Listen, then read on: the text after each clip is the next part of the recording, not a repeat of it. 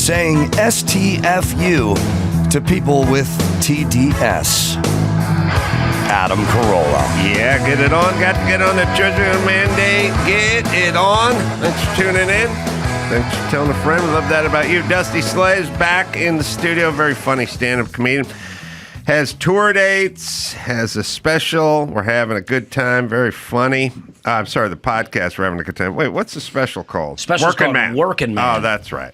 We're having a good time is the, yes. The podcast, the mantra, the lifestyle. Mantra. I love that. I don't know why. We're interesting as human beings, like when I was watching your special and the hand up with we're having a good time. It just, I don't know, it gets sort of infectious and it's fun and I like it. It even affects me. It grows now. Now I'm doing both hands. I like to hit both sides of the crowd. We're having a good time. I used to do a lot of bad road shows and I wanted the audience to know, even though this is not going well, I'm still having a good time. Yeah. So I hey, we're having a good time, guys. You put the signal, you mean? Yeah. I see. I tell them, I wave to them, I let them know in all ways that I'm fine. Well, you had real jobs. I've had this conversation with a million people, and I just was having it yesterday, where it's like I've had real jobs, standing on stage in air conditioning, holding a beer, telling jokes. Not a real job for me, so it's always good. It's amazing. That's what if I could just keep doing this, then I'm fine. I don't need to be more famous. I just want to sell tickets and people keep coming to my shows. Yeah. That's all I need. What kind of real job would you have to go back to if this all flunks? Well, we talked about it last time. I used to sell pesticides, and we talked about going to a Home Depot and having a pallet jack competition. Okay. But it sounds homoerotic. It is not. It is not. Yeah, I mean, I did retail jobs, waiting tables jobs, all that, but I sold pesticides for about 10 years to Lowe's and Home Depot.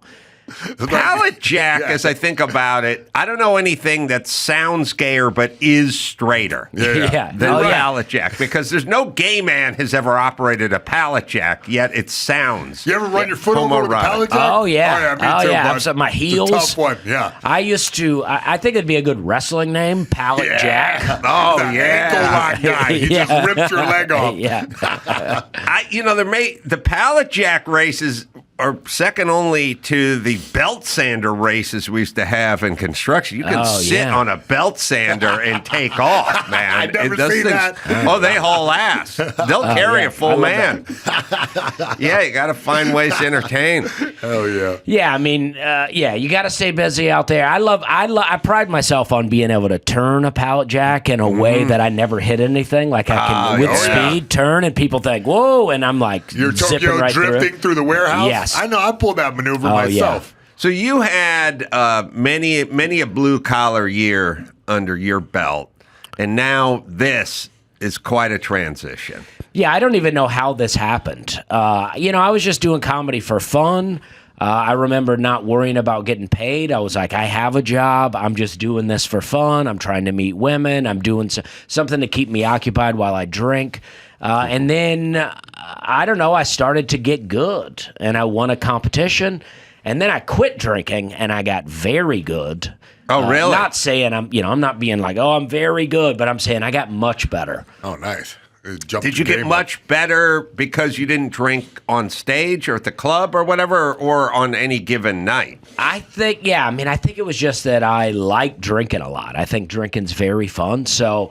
I'd go up, I'd do comedy, and then I just drink the rest of the night. I don't even know I don't remember what I did. And then when I stopped drinking, I got real focused. Mm-hmm. And I was like, I remember my jokes from last night. I know how to fine tune them. My delivery was better. So you're more serious. Yeah, my health was better. I wasn't sweating all the time. Are you sober now, or you just peeled it back? I don't drink at all. I like a little weed, but I don't drink at all. Mm-hmm. And then what do you do? How does that affect, I don't know, like you're at a Super Bowl party. You're not jonesing for a beer at like a Super Bowl party? No, I mainly don't want to be at the party. Oh, really? I think that. I mean, I can go and hang for a bit, and if if people start getting hammered, it's not as fun for me. Yeah. Because they're yelling, and then I'm trying to yell, and then my voice goes away. Yeah. I feel like I burn out my voice. But no, at this point, I haven't drank in 13 years. At this point, it doesn't bother me at all. Mainly, it's like in the middle of the day on a hot summer day. I think, beer would be great right now. Yeah. I love to day drink. Yeah, the whole world does, pal. Yeah, there's something. I'll tell you, there is something to that airport day buzz. Oh, yeah. When you're looking around and going, I think I may be the only drunk person in this airport right now. Yeah. And I like it that way. I lived in Charleston, South Carolina for a long time, and I used to go, to happy hour, and then I could get on my bicycle and ride home. Down on the beach, right? Yeah, and it felt good to just ride a bike middle of the day drunk. Straight. Yeah. Dewey on a two-wheeler. Yep.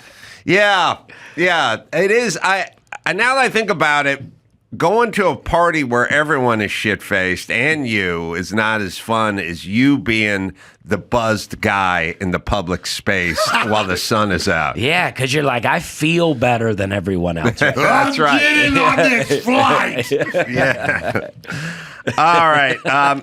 I was in San Diego doing shows last weekend, and I'll tell you, man, their homeless situation over there's ratcheted up quite a bit. Oh, yeah. And it's kind of, waiting at there's a few things like pulling into the hotel at night and crazy dude crossing the street heading your way. It's not good.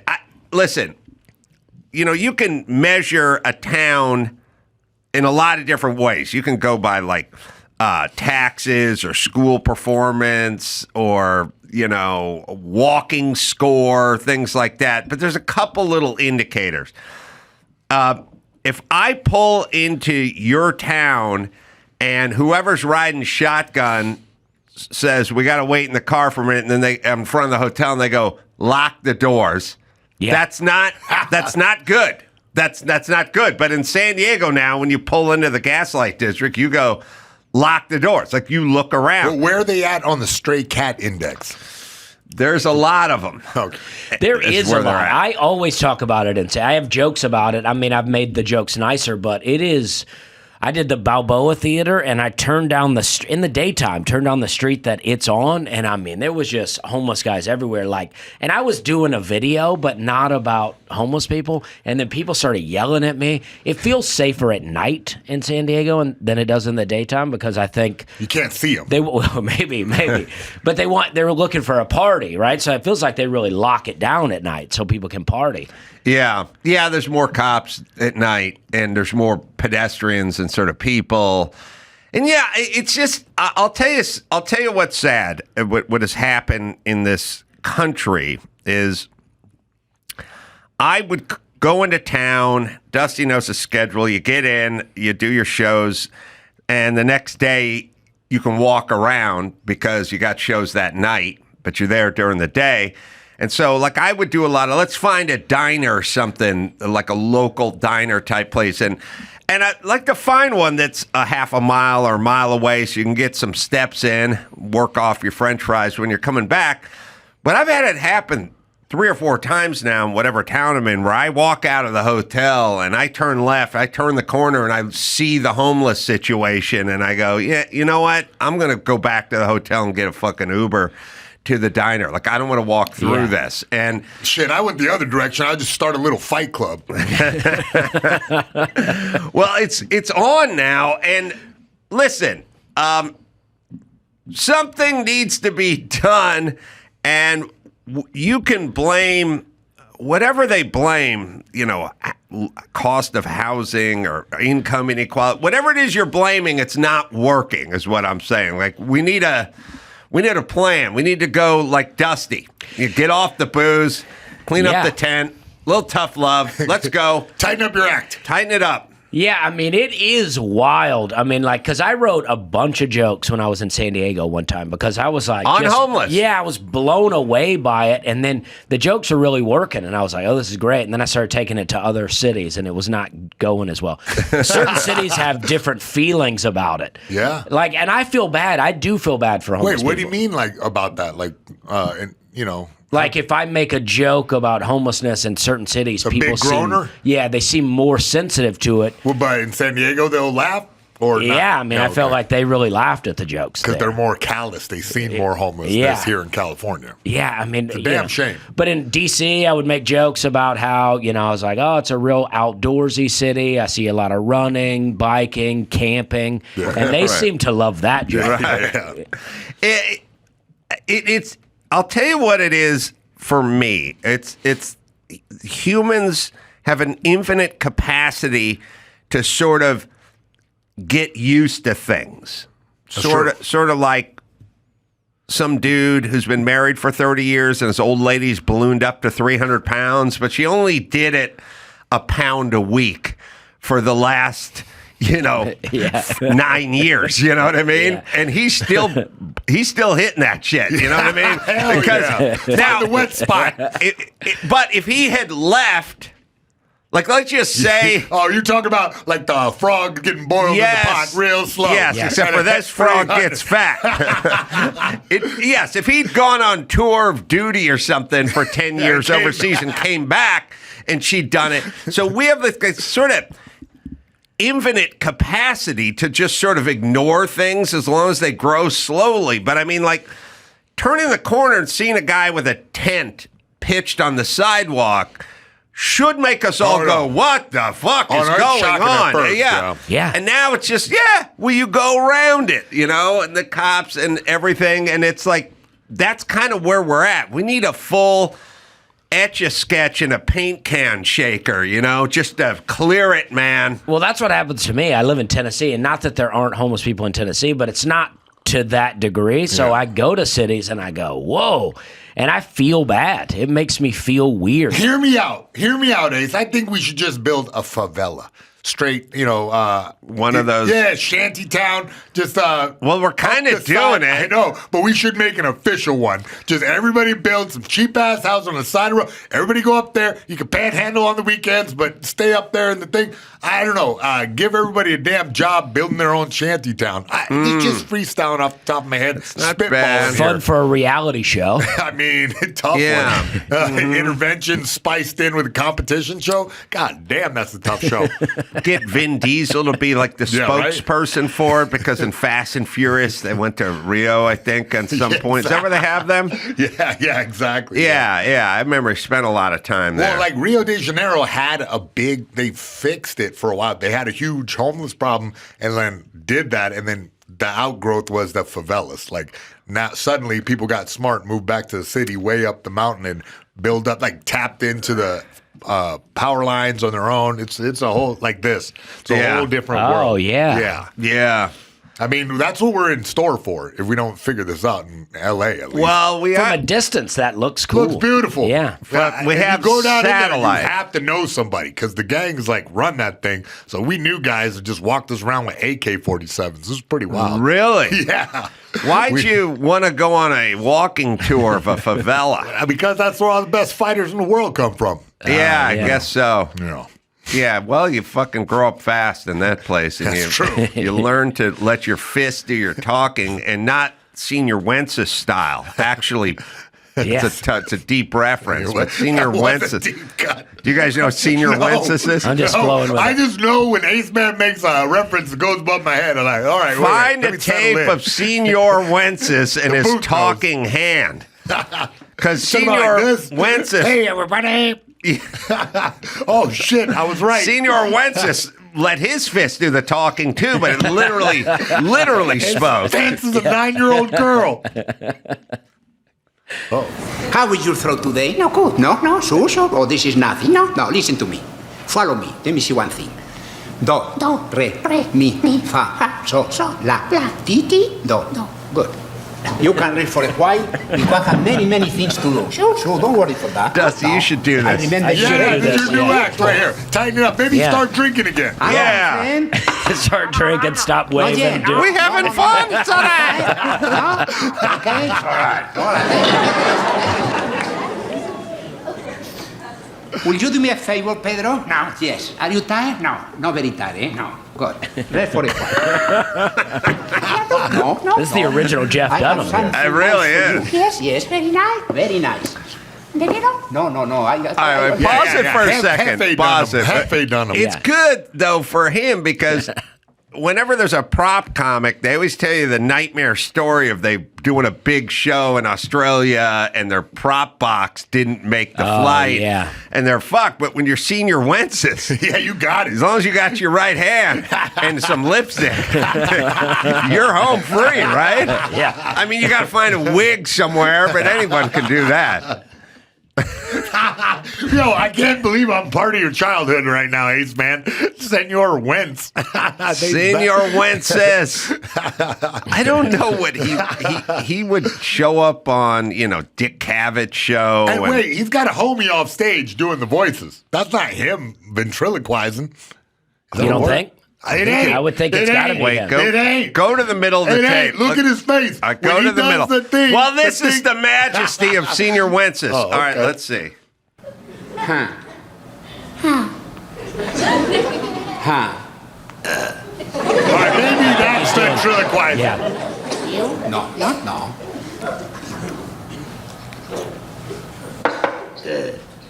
See? This is great, though.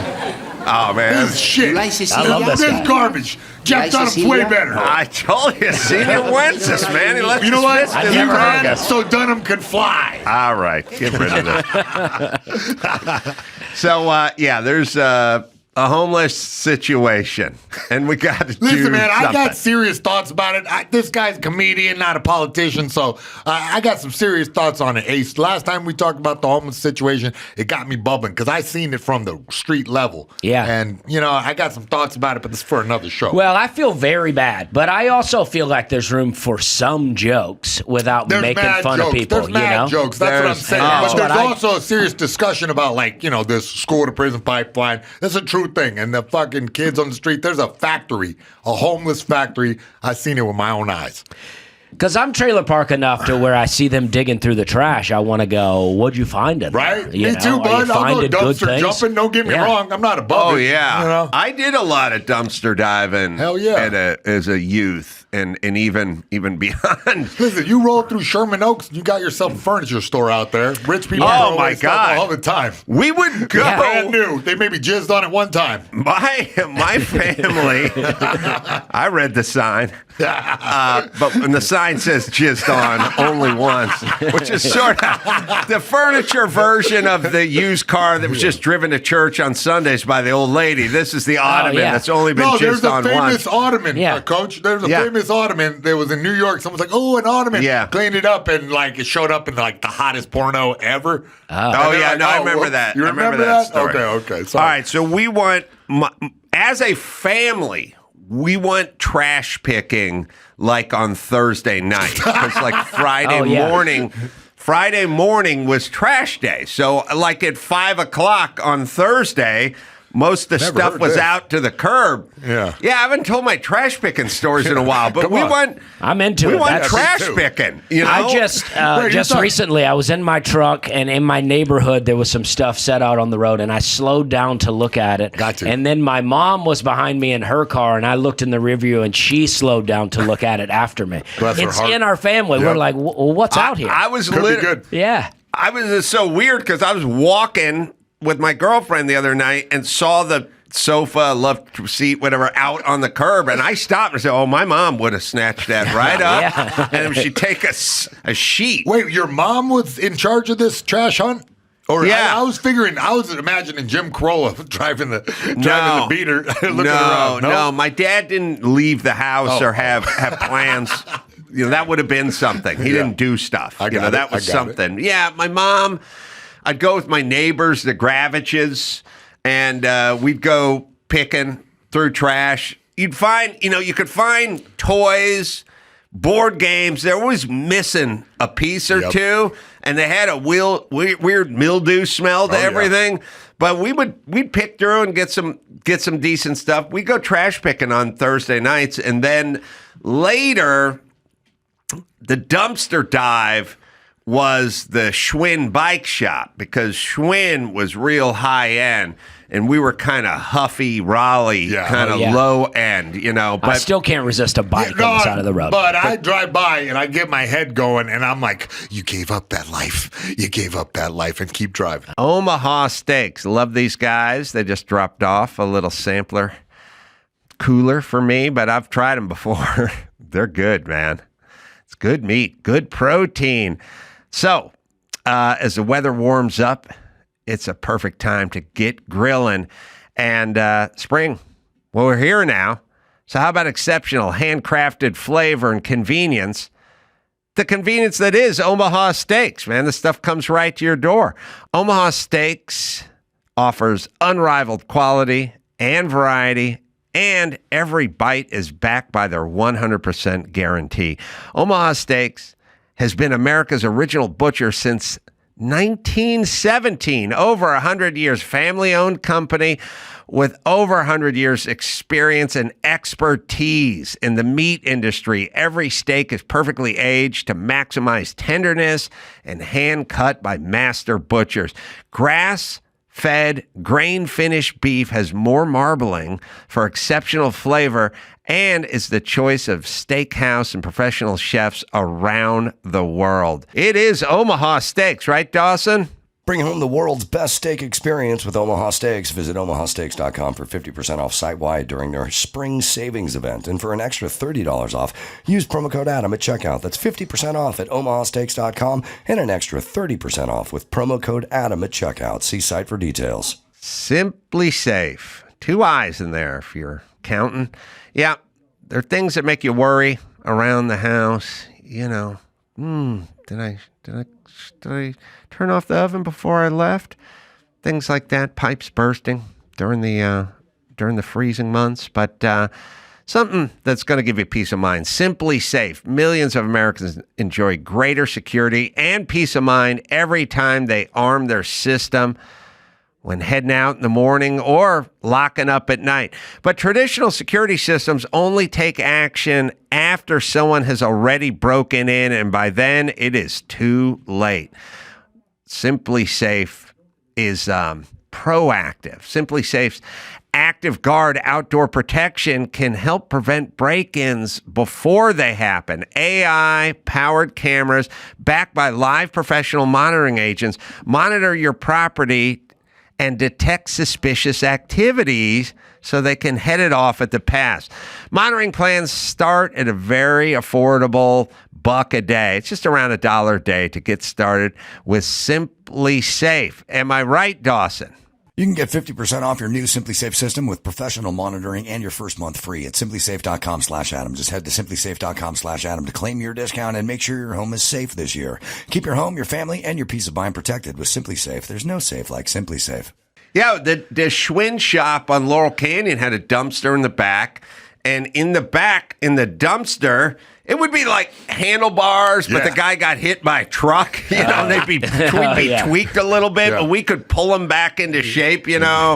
Tires that still had some tread on them. Build one the of those original recycling. Build a we're mutant reusing this. Yeah, like a mutant bike that's like a girl's bike on the back, but like right, like boy's bike in the front. Inner tubes that you could patch. The bike has treads. Stuff, sprockets that were bent, but we could figure it out. Pegs, so you could do, some handstands. Or ride a friend. Yeah, exactly. Pegs weren't that. Pegs weren't in yet. Yeah. They were pegs.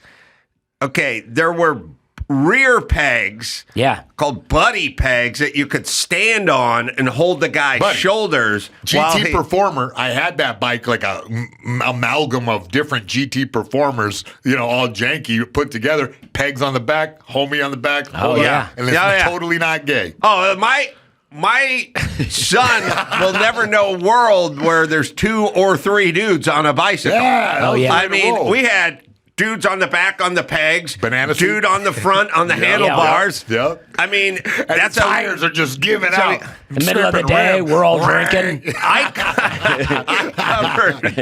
I covered a lot of ground on people's handlebars, which is a crazy thing because they couldn't see. yeah. They were hauling ass Lifting down the around the side, guy. coming up to a side, side And it's street. hard to keep balance. No, too. yes. Catching a whiff of his armpit the whole time. Son of a bitch, that's a long hill. My neighbor Eddie Gravage ghost rode me on the handlebars. He ghost rode. Oh, yeah. There was a lot of ghost riding going on. You're coaching him left. He just. Yeah, I yeah. just took off. Oh, I didn't even okay. know he was gone for towards 20 yeah. feet, and then I realized I'm on my own. That fucking thing just got squirrely and went into a shrub. I didn't even hold it against him. It's a dick move, and it happened to me a couple of times. The bully dude who's like 2 grades older than you ghost riding your bike. You ever get that? What you mean? The guy be some dude, like you'd be in the 7th Oh, grade and he'd be in the 9th grade and he'd go, bro, let me try your bike. And you kind of knew like, all right, either you're going to have to let him try it or he's going to punch you, And he goes, yeah. And he gets on the bike and he pedals real hard for like 80 feet. And then he just ghost rides and just fucking flings it. And it goes wobbling down the street, hits a fucking marked car. You're like, are you just that fucking mean? How fucking mean are you? How big a dick are you? By the way, that bike, that's all I got. That's all I got is that fucking bike. That's it. I don't have a dog. You had a unicycle. No. Later? Yeah, I called him out. You did. No. Not only did you have a bike, you also had a unicycle at some point. No. All right. Well, No, I'm wrong. had a used unicycle that I bought from Dave Lewis, who was Grandpa Al Lewis's older son in Van Nuys. Mr. Carolla, did you or did you not have a unicycle?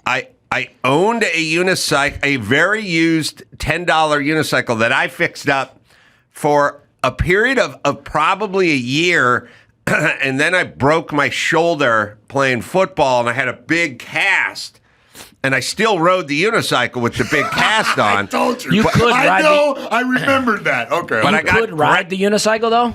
Oh, yeah. And you rode it with the broken arm, so it looked like yeah. it happened learning to ride the unicycle. You're It right. did look that way. you're One right. would put Yeah. that together. Yeah, like if one, let's just say, if a guy was a sword swallower, but you saw that guy with an eye patch, you would assume he did it with the sword, but it could just be an infection. Or even like an open heart surgery scar. Yeah, right.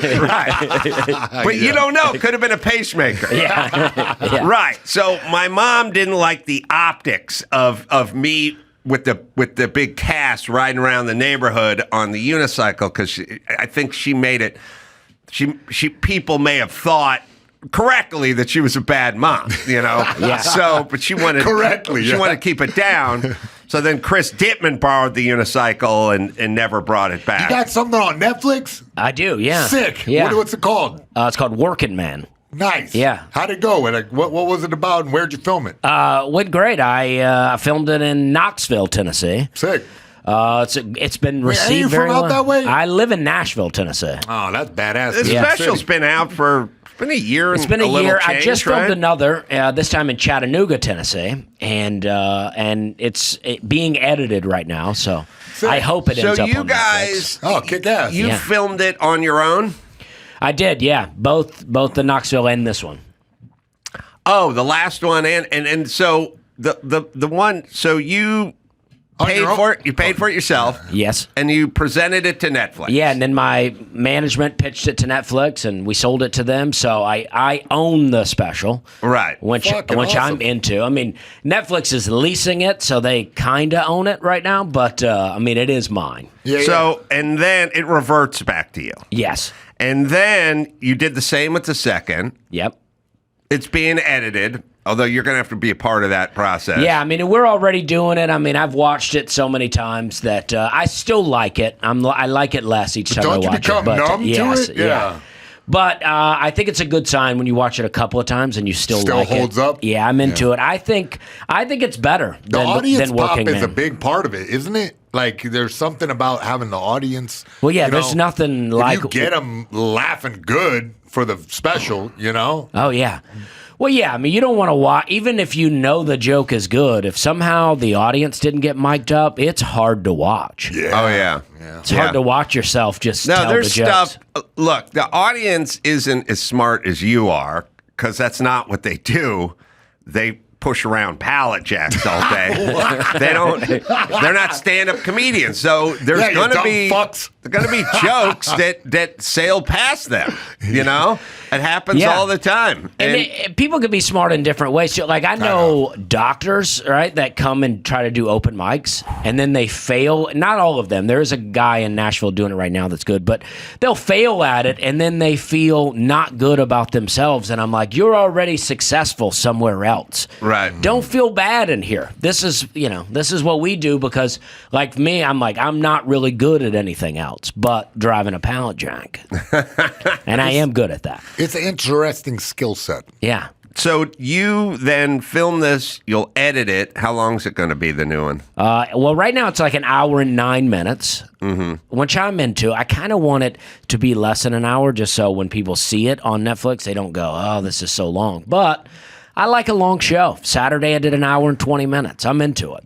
Yeah, I agree. And you'll edit it up and then present it to Netflix? Yes. Or you can not edit it and just have it say 69 minutes. Oh, yeah. Oh, that's good. That's smart. That'll get people watching. Yeah. I like that a lot. You're I welcome. feel like Netflix is in charge of that, but maybe we'll pitch it to them. So, did you do a lot of dumpster diving back in your youth? Yeah, I mean, I don't know that I went into the dumpster, but yeah, I mean, I'm all about a trash pile. My mom and her About a trash pile. Yeah. Could be the name of the next special. my mom and her family knew in our town where Walmart would dump all their returned items because when items get returned, they have to just dump them somewhere, and they knew where that was at. So they would go and get things. And Christmas decorations, she had reindeer that would only light up on one side. And Stroke.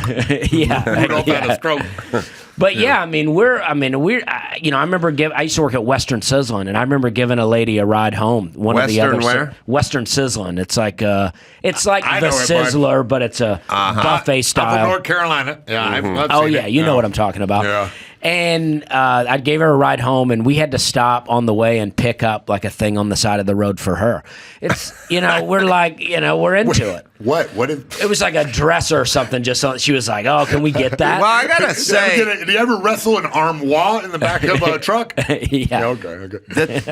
I think the predicament now, as I see it for myself, is we did not have Amazon and China and just oodles and oodles and oodles of junk. Yeah. People hung on to their shit for a long time. I mean, my family had one sofa, and that shit just got passed down from generation to generation. Oh, yeah. There was just my dad never bought a piece of furniture in his entire fucking life, and my mom never bought a new piece. My grandparents. The same sofa from when I was a kid. I would come walking there in my 40s. There's the sofa. It's just didn't touch anything. Yeah. And so now I drive around and we're living in China and IKEA and Amazon and Walmart, and there's just junk all over the place. And I'm like, that's pretty good stuff. I lived in luxury apartments, like a big, crazy one, and it was filled with Chinese students who would just put down brand new stuff, not IKEA, I don't know, whatever levels above Home Goods, but below Wayfair or backwards. I don't know. But they would put this stuff out, and I noticed that is how society functions now. You don't keep a dresser for, a generation. It's brand new and because you pumped can't. out. It's not good. It's not good stuff. I know. You're and right. I can You're sit right. around no now. craftsmanship. And I can think, I'll be doing gardening stuff or whatever, and I'll think, I wonder if something like this exists. And then I'll Google it, and it does exist, and then I find it on Amazon, and it's at my house the next day. Something for gardening that I'm just I wonder if this Some Star exists. Trek And then shit. now I have it. How much gardening you doing? I do a lot of gardening. I'm Sick. into it. It's Good. I have to get enough stuff set up so where my wife doesn't have to deal with it. I just got a watering system, but I got new garden beds, and I got tomatoes and peppers and cucumbers, and I got garlic. And How you doing the irrigation? Drip? You have like I the got tubes some going? drip and some spray. It's a rainbird system where it's scheduled and it just comes on every day. How's the insects treating you? So far, so good, but you kind of want to mix it up, put some herbs in there, and that deters the insects. And you do have some experience with insecticide. I do, but I'm anti-pesticides There you now. go. Not How about anti to some- the point that I don't want anybody to use them, but I'm kind of against using them. How about some neem oil? How do you feel about Well, that? I think neem oil's okay. People do talk about that. What's neem oil? It's supposed to be like a healthier. Like, you know what I mean? The bugs don't like it. You put it on there, but it doesn't hurt nothing. Do you? What kind of tomatoes you doing? Well, I got a variety. I don't know all of them, but there's like, there's cherry tomatoes and beefsteak tomatoes. Beefsteak. Wait, wait. That's where you you wanna got live. cherry tomatoes Get in that outta here. garden? Oh, We're going to yeah. come over there and dig it up, all right? I mean, we hate cherry beefsteak's what you tomatoes want. You hate on this cherry podcast. Beefsteak, okay? We're racist against those Beefsteak cherry is good. tomatoes. Okay. Well, I find homegrown tomato. That Guy Clark has a song called "Homegrown Tomatoes," and I love the song. But I didn't really. I don't know. I didn't really get it till I started growing my own tomato. My kids will go out and pick tomatoes off the vine and just eat them. Really? They love Hell those yeah. tomatoes. I did Like when I was a apples? kid, Yeah, yep. like Hell it's yeah. fruit, and it is fruit, I yeah. guess. But tomato never made sense to me as a fruit. I agree. Until I grew my own, and I'm like, this is really good. It's right Little there. olive oil, salt and pepper. Oh, yeah. Just eat the. I mean, it's so good. Hell yeah. Yeah. I don't know. I was talking about this the other week about tomatoes, that everyone has rules about tomatoes where they go, I like tomatoes, but I only like cooked tomatoes. I don't like raw tomatoes. Or like, I like a slice of tomato in my salad, but I don't want it on my hamburger. Like they just go, yeah. I don't like. Tomato Then law. there's people that go, I don't like tomatoes at all. I won't even eat tomatoes, anything like tomatoes. I go, but you put pasta sauce all over you. Yeah, well, that is. Oh, yeah. I like that. I go, well, that's just tomato sauce. And they go, yeah, I know. I like that. Yeah. And it's like tomatoes. No one has any rules about bananas. Bananas yeah. are like, I like bananas. You like bananas? I have banana rules, okay? I just eat it sideways so no one thinks I'm gay. No one has banana rules. I don't know if that. I mean, if you peel the whole thing and then start, I don't know. Sideways. Yeah. It's somehow gayer. You almost got to break it. Yeah. What does anyone have any banana rules? I don't know of any banana rules. I mean, you got banana pudding, which is delicious. Well, what I'm You saying got- is once you're in on banana, you're in on banana. Yeah. You like Yeah. banana bread, banana pudding, banana cream pie, banana sandwiches. banana sandwich, banana, or just a raw banana. Banana rama. Banana rama. But there's no tomato person that way. Yeah, I don't think am. so. I mean, because even I like tomatoes, but even then, I'm like store-bought tomatoes. I don't want just any old kind of way. But homegrown, I could eat it. Really? Anyway. You really taste the difference. I do. I mean, you live in California, though. I mean, maybe it's different here. You guys get all the best. Tomatoes like an amiable vegetable that like kind of goes with the flow and does whatever you want to do. You could fry it up. You could put it in a pizza. You could chop it up into a salad. It's like jack of all trades. I make my own So tomato fruit? soup now. But we I call feel it a like vegetable. Tomato soup is badass. I feel like I'm some sort of chef during the summer. I'm putting tomatoes and I'm boiling it down, and then I got thyme and rosemary Saying the word and bisque. oregano. Yeah, and I'm blending it. I got a Vitamix, and I'm blending it up. And Oh, I man. Ninja for me. I got garlic and onion. I mean, it's so good. I mean, the tomato soup I make is unbelievable. That's a love Yeah. story to. How's your wife with tomatoes. this stuff? She loves it too. I mean, she cooks. I mean, my wife used to do comedy too. So You look like you got a trad wife. yeah, well, You're she's dressed getting like- into it. Oh, You know, really? now she's from Canada. She lived in Toronto for 10 years doing comedy, but now, she stays at home with the kids and cooks. She's a that's great great. cook. Yeah, she's into it. I bet y'all right too because We she's do, a yeah. Comic-Con. Yeah, and she's like, I mean, she's Canadian, but like 99% Irish. And I don't know. I feel like she's fell right into being a great housewife and cook. And That's nice. yeah. The skill set. Yeah, Yeah. that's cool. I know, but the problem there's only one problem, which is I like as a carpenter, I like when the woman does the cooking and the cleaning. I do the fixing and the patching and the hanging of the mirrors and all that kind of stuff. But you got 2 people in the kitchen at your house. You got 2 people making soup at your house. Yeah. But you got some skills, right? You got some home improvement skills? Yeah. I mean, I got You drive a pallet, right? My parents were divorced growing up, but both could fix things. I used to run phone lines under the house for my dad. I would be down in the crawl space, and fish tape? he's drilling a You hole. were the fish tape. He's drilling a hole in the floor right next to my head. So you learn things, doing that. I get yelled at a lot. I learned how to not get yelled at. I'd be a good unit of measurement, or like a yardstick to measure. So I had to go move a truck that I'd parked somewhere for a long time last week, and I thought, I'm going to bring the jumper cables.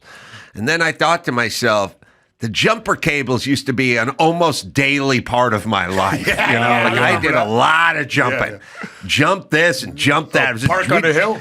Park on a hill. The starter's out. We got to bump start it, And I've realized I have probably pushed a car further than my kids have driven. They're 18 now, but I think it's going to take them another 6 years to beat the amount of distance I pushed something. We used to drag stuff, push stuff, but jump. I was like, 1,000,000 times. I remember just doing that move where you poke your head out. Try it now.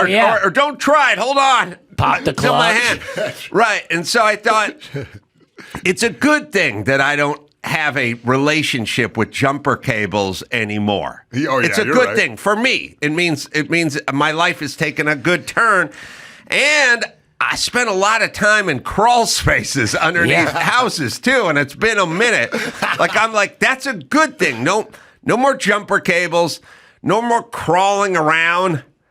The crawl space is always weird because it's like we are going to make some space for you to get around under this house, but not really enough. Not really enough. You really have to crawl. And my dad, he lives in a cement block house. His dad built the house in 1947, and it's like, so under the house is cement block walls too, with just like little circles cut out of them, so you can barely get Where through. the fuck does that dust come from? I know. What is that I dust? know. Where'd the Is that dead cat skin of come dead- from? Yeah. All of that. It's so weird down there. It's another world. But with cars nowadays, there's a feature on cars where they shut off at the red light, and I've had too many cars that don't do that on purpose. I'm not into that feature. Panic attack. I'm not either. Titan. Yeah, it just feels like it's stalled because you had too many cars because the carburetor was flooded. Let's let it run here. Yeah, same here, That's the way I feel too. I'm triggered.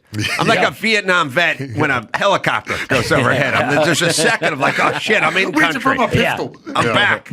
Yeah. I agree. When that thing stalls out, I want to run out with the jumper cables. Oh, yeah. We all have that panic attack. And I always thought it was good to just let the car run. Like diesels, they'll park at the truck stop and let it run. Yeah. I don't know why we're cutting it off and cutting it on all the time. I looked into it, and I was like, how much gas can you possibly be saving? No, I think a lot because you're idling. You're in not the city. I mean, because the You're city. not on. Yeah. No, the answer is a lot, which is weird. Like you do save a lot of gas. That's the answer. Because every second that gas line is feeding it, and that engine is banging. So you cut that off for a second. As long as they're efficient enough to crank it back up. Yeah, that's a new technology. For the sake of jokes, I'm going to pretend not to know that. Good idea. Sorry, I'm over explaining. It does feel like you're going to fry the starter. Right? That's what I think, Me too. But that's, again, the byproduct of our old janky cars. Yeah. The memory of the PTSD. I had a Civic. 1984 Bronco 2, and it had a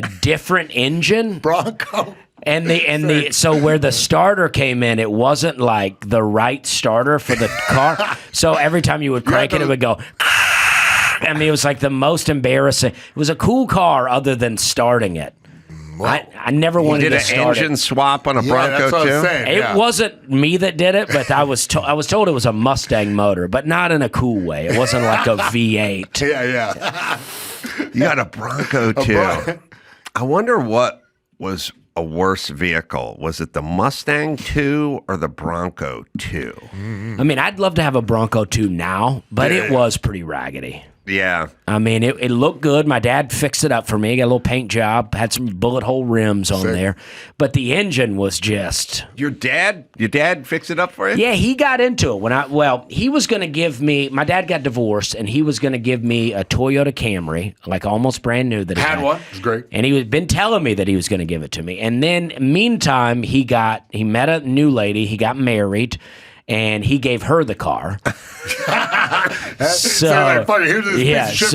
had the Bronco too. Oh, what? So he fixed it up a bit and gave it to me, and it looked good, but it was really raggedy. That's great for a kid though. It was a badass. You looked awesome. I did look cool. Up. Yeah. I forgot. It's funny. I just sold a van I had out here, and it wasn't for that much. It was for like $5,000. Oh.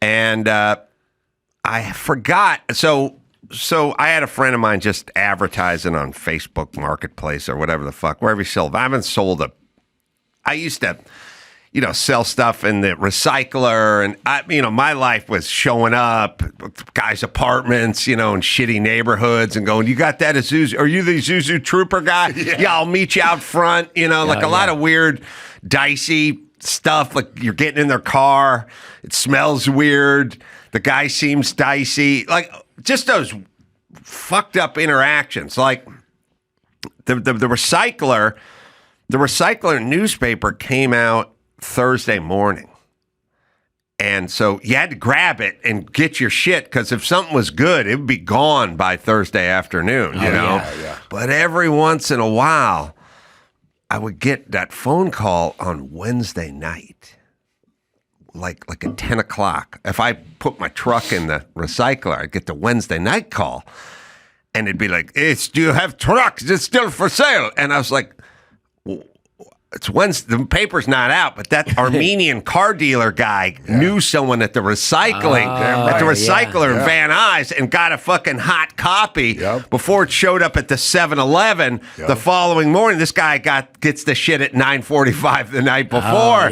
So he's making the nighttime phone calls. Like, "I come tonight to bring cash." And I'm like, "I thought this came out. I'm coming tonight." And guys show up at your apartment and Wednesday night. But I sold this van. I had this van. I told Matt, my friend, I said, to put it in the thing, and I just find somebody who wants it.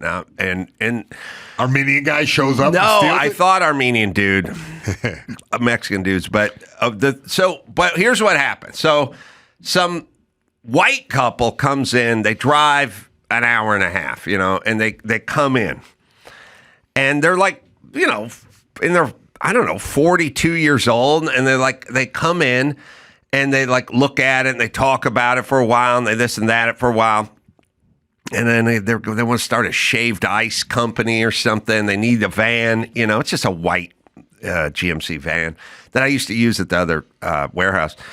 And so I talk to them a little, and they do a test drive and stuff, and then they go, "All right, well, we got to come the next day. Can we come?" So I'm told they got $5,000 cash. They're coming to pick it up, but they don't have the cash. So then they go, "Well, we'll come tomorrow. We'll bring our mechanic. And he wants to take a look at it, and we'll bring you the cash tomorrow." And I go, "Oh, okay." And then they bring this squirrely 19-year-old dude, and he shows up, and he's asking me questions. He's like, "How long you had the van?" And I'm like, I don't know, 8 years. What kind of stuff did you put in the van? Stuff, just, I don't know, boxes or something. And what did you use the van for? To move the boxes, the stuff. I don't know. What do you want to know, really? And he was 19 and squirrely and a little nervous and going over his checklist, but he was just asking me stuff about the van. "You like the van?" "Yeah, it's a good van. Good." Yeah. So then the thing checks out, and they go, "Well, we only have half the cash. We got $2,500, but she's got the money in her account in Florida, and then she needs to free it up and bring it out, and then we'll be back tomorrow with the $5,000. And I'm like, okay, this is taking a while now. It's just a cheap van, and it's a good van, and it's worth $5,000. It runs good and everything. You can take the van and then get the call the next day that he's had an emergency and he's in the hospital and they're not going to be able to show up with the money. And I just remember going, oh, I forgot what it was like to be poor. This is your entire fucking life when you're poor. This is what you do when you're poor. You show up. It's real, man. I bought a motorcycle. I didn't have the money on me. And I didn't. The guy's like, you got the cash? I'll get the cash. I was doing that shit all the So did you buy some shave ice? They went away. I was just, at a certain point, I was like, shave ice dream is But you over. guys are white people in your 40s. Also, it is like that where it's always like, oh, we've had an emergency. There's always an emergency happening. They probably, you can't admit it. I bought my friend's Toyota 4Runner. It was like your car, Dawson. And I bought it. I used to have that. And I car too, detailed it and I cleaned it up, but I didn't really buy it because it was like $5,000 and I gave him like $2,000 and I was going to sell my truck. Fucking ended up having to give it back to the guy. Everything was just, I forgot about being poor and how everything's a fucking hassle. Everything's a drive. Everything's a complete waste of time. Like everyone who saw the van drove for at least an hour and a half. Am I hearing right? Are you growing empathy? No. But when you only got $5,000 to buy a car, you got to make sure it's not a raggedy car. You don't want to bring a 19-year-old kid over to check it out and harass Carolla about it. Yep. I love that it's a 19-year-old kid. I love it that he's. Because you almost don't want to answer his questions. You're like, what? He had long, stringy hair, like a mechanic shirt, and like a couple of big bore earrings, you know. And he was like looking down while he was talking, and he was like, "You did an engine replacement?" Yeah, we replaced the engine. How many miles ago? I don't know. Could you guess? 5,000 miles. Why did you replace the engine? The old one broke, so we put a new one in. How many was the new engine a used engine? Yeah, I guess. Probably. I hope you're. How many miles were on the low? I don't know. This already isn't worth $5,000. I just imagine you wearing an O'Reilly cap and like a sullen look on your face. Well, that's what they go through all the time. You know what I love? You know what I love too? I forgot when you sell a car, and this used to happen to me all the time. Like I'd sell my Nissan pickup truck or my Isuzu Trooper, and like sticker for the Nissan pickup at the time would be like $8,000 or something. A new one.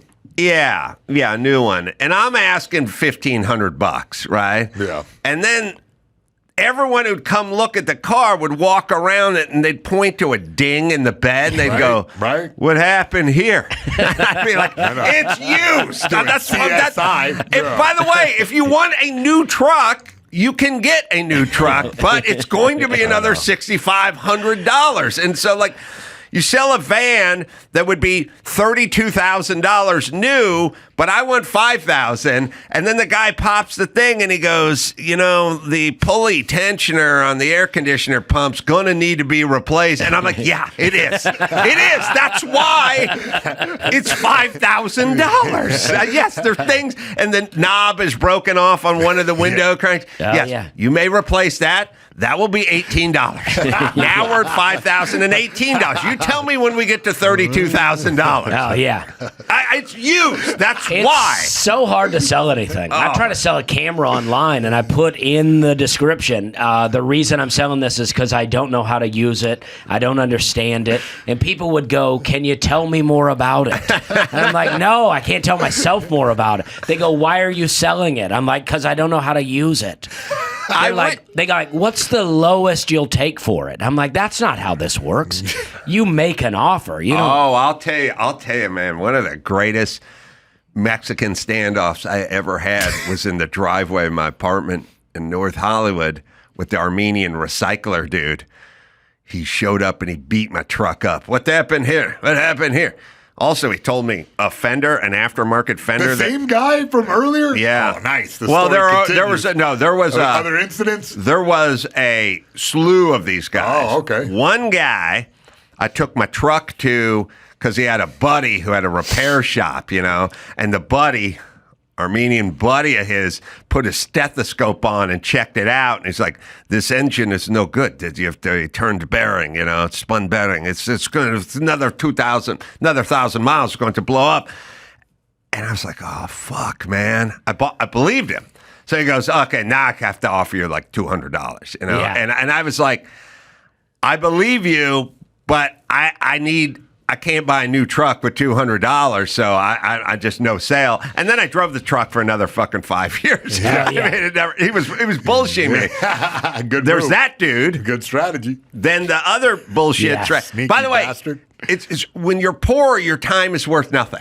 Yeah, It's just me and this Armo dude riding in my truck to Sun Valley on a fucking Thursday. You know what I mean? Just standing around while his buddies putting a stethoscope on my Mazda engine. It's like your time got nowhere to zero. be. It's Yeah. worth zero. Fucking stood in some shop in Sun Valley for 2 hours. And if this guy knows to identify that, he can fix it easily. Yeah. So it's still worth more It than is that. that he, yeah, I know, but kind of he's a lying. gypsy scheme. He's Yeah. lying. Oh, yeah. Yeah. So, Yeah. which, by the way, crushed my spirit because I was like, I don't have fucking money to replace this engine, Yeah. and I need this truck for work, And Yeah. I was up in my head, like driving around, listening for a spun bearing, The dude, but the dude, the other Armenian dude, he showed up at my apartment and he beat up my pickup truck for a long time. What happened here? You know what I mean? Like, just say what you're saying. What you're saying is, I want to pay less than what you're asking, so I'm going to point out a bunch of shit. And then he said, the fender that I bolted on, the aftermarket fender that didn't really fit that well, because probably made in China. He goes, "Who put this fender on?" And then before I could answer, he goes, "Whoever put it on should have his hands cut off." And I was like, "Well, that seems a little harsh." And he's like, "He should." And I'm like, "Yeah, I don't know who did it, but I put my hands in my pocket." I pushed out immediately. Great. I felt so much shame washed over me. But you know what I said to the guy? You got to do this. Do it with your camera equipment. It worked like a fucking charm. He beat up my car for like 20 minutes. I'm starting to get angry when he told me my hand should be cut off, Yeah. And then he goes, what is the least amount you'll take for this truck? And I said, "What's the most amount you'll pay?" Oh, yeah. And he went, "What?" And he goes, "What is the least amount?" And I go, "You tell me the most you would possibly pay for this truck." And he goes, "I couldn't pay a penny over $1,300. And I said, "All right, well, thanks for coming out." And he went, "Whoa. Where are you going?" I said, "Is that the most?" And he's such an idiot. He kept going, "Not the penny over $1,300. And I go, "All right, well, that's not the least." So we're having a problem yeah. here because you can't pay a penny over not the penny.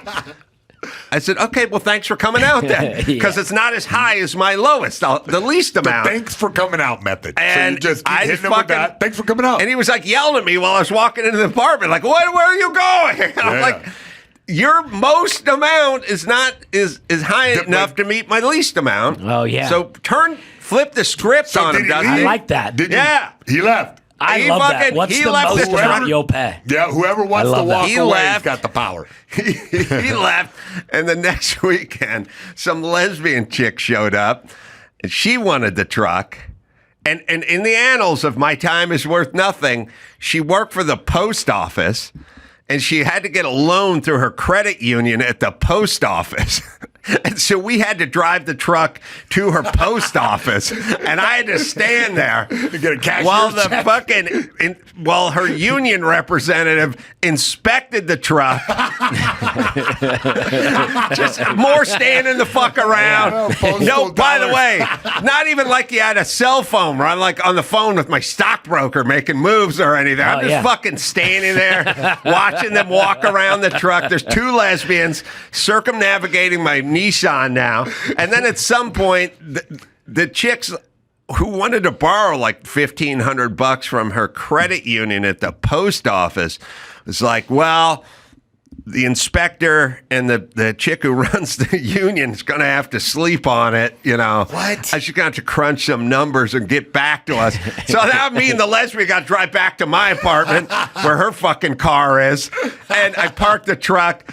And the next day, the chick calls me and goes, yeah, they said no. I was like, The rejection. how much fucking It's so time? sad for everybody involved. I know. And I'm like, it's not worth 15. She said no. She couldn't loan me that much. Wow. I'm like, wow. Did you ever end up getting $1,500 for this truck? Armo turned you down. Lesbo turned you down. Hell, even the United States Postal Service turned you down. Yeah, the government's like, we can't do it. I ended up selling it to somebody for like less than whatever I wanted. But a penny over 1,300. Yeah, exactly. A penny over. I realized that's my risk. Your time is worth nothing. Just standing in front of your apartment, waiting for people to drive up with a penny saver. You know, And there's also talking. the times. Like, you didn't have the cell phone. Life was at a slower pace. Oh my God. Yeah. I mean, just squandered entire weekends just fucking doing nothing, going down. Couldn't get the car fixed or whatever. Have to go down to Pick Apart in Sun Valley and walk around looking for that starter. You know, like you go, you got a 84 Nissan pickup that someone died in. Yeah, it's on aisle 47. My you know first what I job mean? was a junkyard. Oh, And that was? was my yeah. job. Like, go out to Miller. We need a starter from a Civic. Get out there with the damn ratchet. And I'm like out there. I tried to do that for some hubcaps. One time I had a 1982 Buick, and it was missing one hubcap. And they just, and like if it's missing one, you might as well take them all Right? off. Yeah. But, I went out to a junkyard, and they're like, yeah, there may be some way back there. And Deep I'm in the like, cut. this is not worth it to me. I don't need the hubcaps. No, I lived in it. We Yeah. would do, the church would do like free spaghetti dinner. And there'd be a line of like 81 people standing outside the church for fucking SpaghettiOs. You know, we'd just be standing in that line. Like, I got nothing. We don't know where to go. Our time is worth nothing. Minimum wage would be a big fucking bump up for this family. So since your time, once you're poor, your time isn't worth anything. You know, you can't do that shit with Mark Geragos.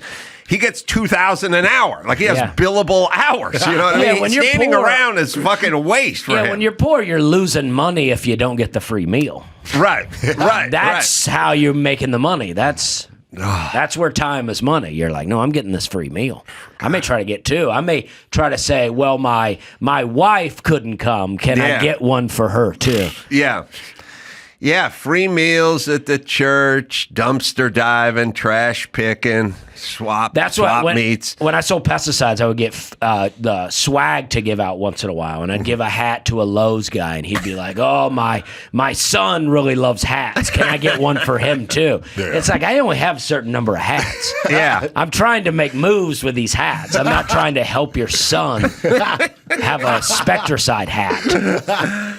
Oh man, it's been a while since you've hoisted a Hudson sprayer, right? Oh yeah.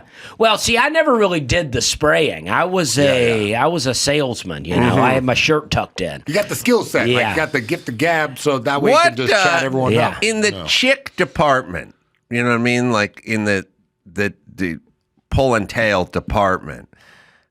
Who's higher up? Is it the pesticide sales guy or is it the septic tank specialist guy? Well, I never did septic tank stuff, but I can say it's not very high for the pesticide salesman. I mean, we're not. But I think you may have beat the septic tank Septic guy. guy's got some explaining to do. Yeah, I mean, the thing for me, one year there was a girl that worked for the competition pesticide company who was very attractive, and it was like a real anomaly. And I think she had a boyfriend at home, but me and her dated at work all summer, and it was the best. I was king of Lowe's during that summer. Everybody wanted to date this girl, and for some reason, I was the worst looking I had ever been. I was my highest alcoholic phase, but she was into it.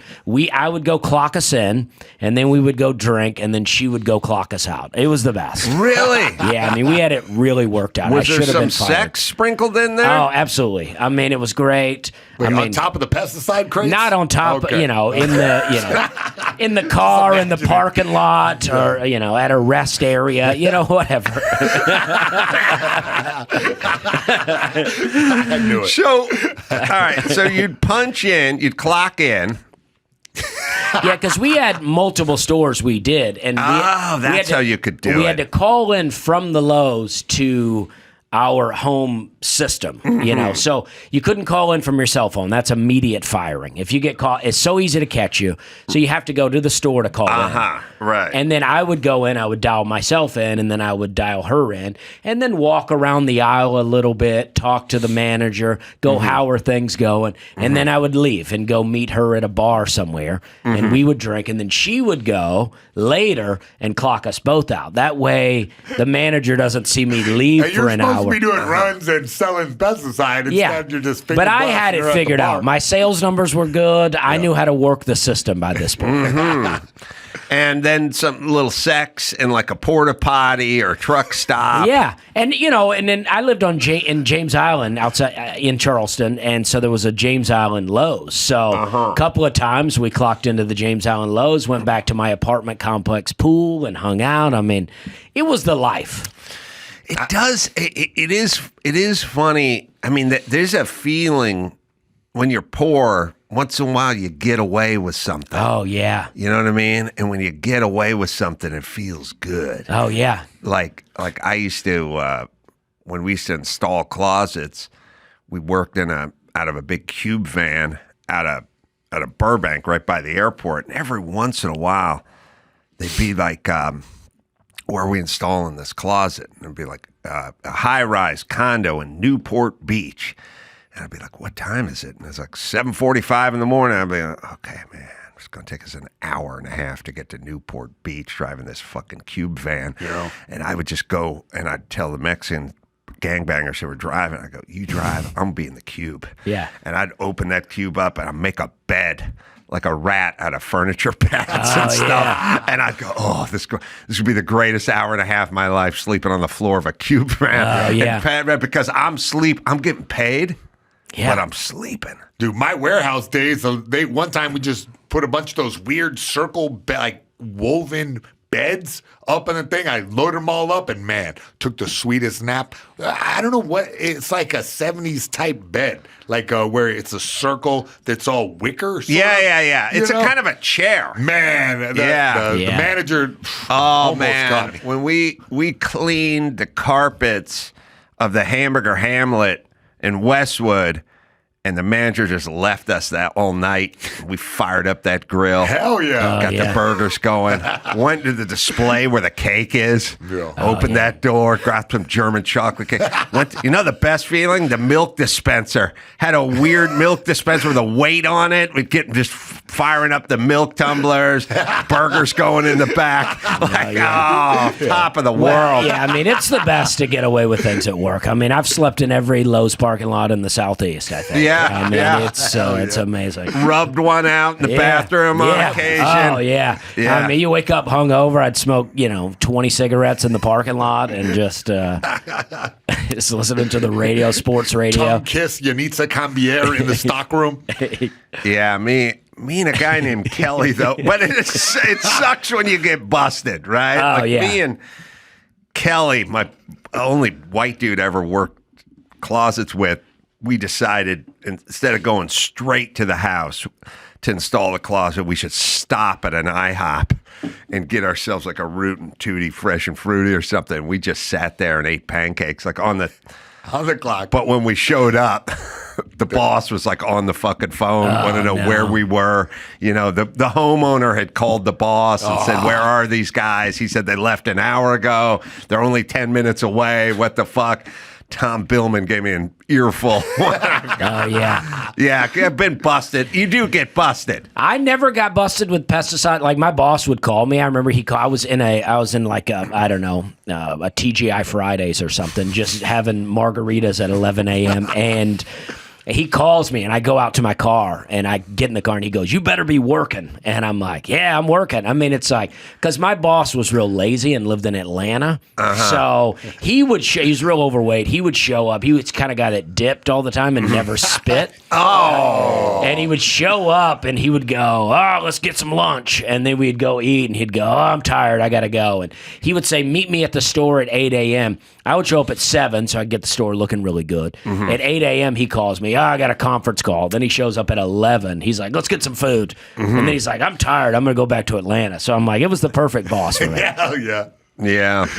I mean, he wrote me up all the time for stuff, but it was like, he didn't, he'd have me he had us do our own evaluations one time. Really?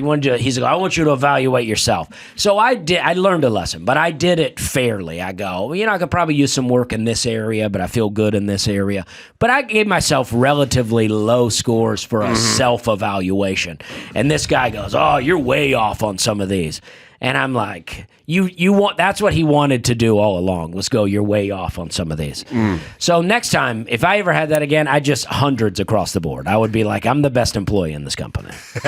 Yeah. You know what I mean? Idea, yeah. That's what I do around here. Yeah.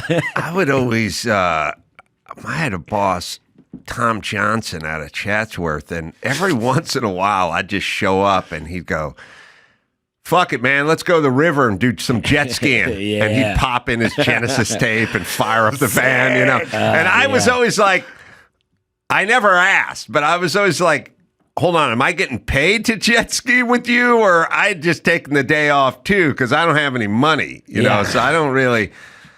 I remember once very clearly, he told me to go hold the stick with the numbers on it. And he was going to shoot elevations with his transit. And, the guy's holding a stick? Yeah, yeah. You're talking about surveying something? Surveying. All right. Yeah, one of the first times I did work with Tom, and he goes, "Go hold the stick, and I'll shoot it from over here, and then you write on the wall." It was an open, vacant lot in Chatsworth. His dad owned an industrial park or something. "You write on the wall," and he'd yell out. He'd go, 2 foot 6 inches.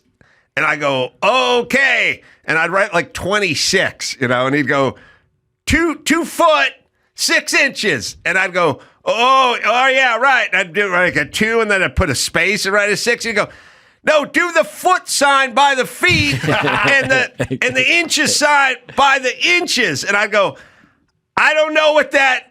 I went to North Hollywood High, and we did a lot of dumpster diving, so I missed. I don't know what the sign is for inches and feet." And he was like, "Are you fucking shitting me?" And I'm like, "I'm dumb. That's why I'm holding this stick." That sounds like me working with my dad. My dad used to bale hay. He still does. He bales a lot of hay, and I'd have to drive the tractor to rake the hay. Yeah. And he's like on another tractor, and I could see him yelling at me about something, but I wouldn't know what it was. I'm just singing country songs, driving along, and then I see my dad all red-faced yelling. I go, "Oh, I'm in trouble. I don't know what I've done." We can all agree that life. I was like, "Look, I don't want to do this for the rest of my life." Oh, sort yeah. of my that was my take on all of it. Yeah. That's what it was, a motivating exactly. factor for me. I moved to Charleston and drank for 10 years because I was like, "Oh, this is fun." I've been getting yelled at my whole life. I love this. All right, we're going to take a break. We got some news with the Mayhem. Dusty going to hang out? Sure. We'll do it right after this. Homes.com. Some might say Homes.com is the best home shopping site. And maybe Homes.com's super comprehensive and transparent agents directory. Or maybe it's Homes.com is the only site that always directly connects you with the listing agent who knows the home the best. Perhaps it's because Homes.com has the most in-depth neighborhood content of any home shopping site that's extensively researched to highlight the personality of each neighborhood. Homes.com goes above and beyond to bring home shoppers the in-depth info they need to find the right home. Info is your friend when you're looking for homes, and Homes.com has it all. Homes.com, we've done your homework. O'Reilly Auto Parts, boom. O'Reilly. Yeah, man. They're in the business of keeping your car on the road. And I don't know, with all the tariff talk, what's going on out there, but cars may be getting a little more expensive. Well, you want to keep yours running right. O'Reilly. They have parts experts who are friendly and they're helpful, and they have the knowledge you need to maintain and repair your car. Always gone to O'Reilly. It's my go-to. Always worked on my own cars. I do it now as kind of a hobby. I did it back then because I had to, man. I didn't have enough money to take it to the mechanics bay. So whether you're a car aficionado or an auto novice, you're going to find the employees at O'Reilly Auto Parts are knowledgeable, helpful, and best of all, they are friendly. Stop by an O'Reilly Auto Parts. Do it today. Or you can visit us online at O'ReillyAuto.com/Adam. That's O'ReillyAuto.com/Adam. I used to play out in the woods a lot when I was a kid. You know, we weren't afraid of ticks back then. We were afraid of real stuff like snakes and bears. My parents had me afraid of falling into an old well. That was our big fear. They're like, you fall into an old well, people won't find you for 3 or 4 days. I'm like, 3 or 4 days? How about if I don't come home tonight? You go looking for me. Dusty Slay is on the Adam Carolla Show. This country, I've said it once, but never more than now. We need a baby in a well to unite this country. You know what I mean? Yes.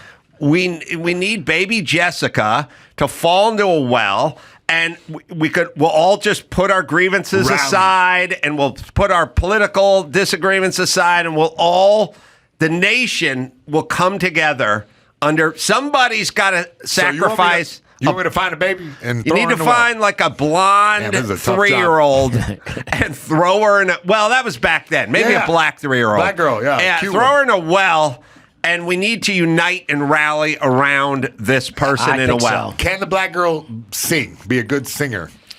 Here's what we need. All right. We need pictures of her with stuffed animals and done up like in taffeta. Oh no! At age like 3, just a good something CNN can run. You know what I mean? Yeah. Like I think you're right. That's a good uniter for everyone.